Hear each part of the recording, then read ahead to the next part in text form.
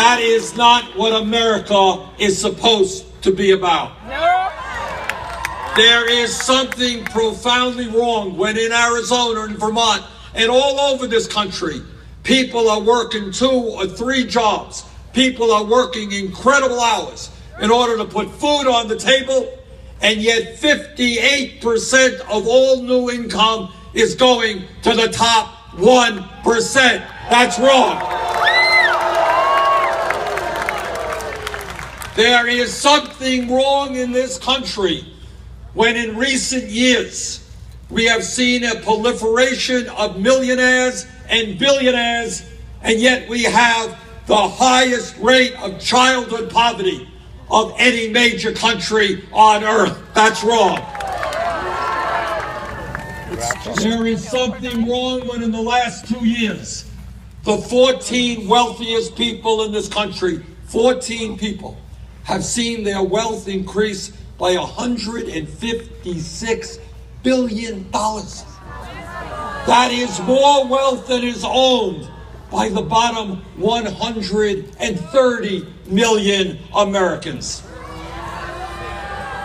What this campaign is about is sending a message to the billionaire class. And that message is, you cannot have it all.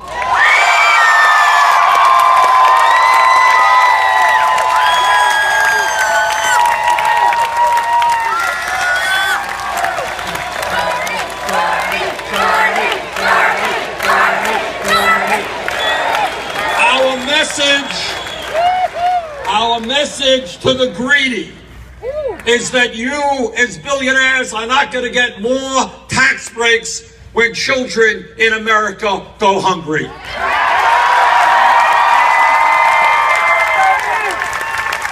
You are not going to provide huge compensation packages to the CEOs of large corporations at the same time as you're cutting the health care and the wages and the pensions of your workers. Ain't gonna happen.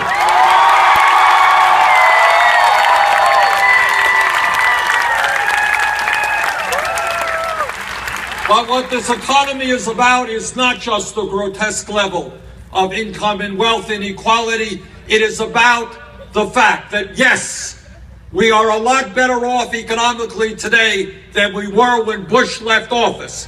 That's true.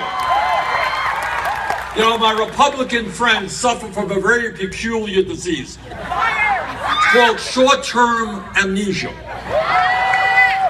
Their view is that Barack Obama has caused every problem in the history of the world. Yet they forgot that 7 years ago, 800,000 people a month were losing their jobs. They seem to have forgotten that the world's financial system, as a result of the greed and recklessness of Wall Street, was on the verge of collapse. And they seem to forget, great deficit hawks that they were, that under Bush we ran up the largest deficit in the history of America.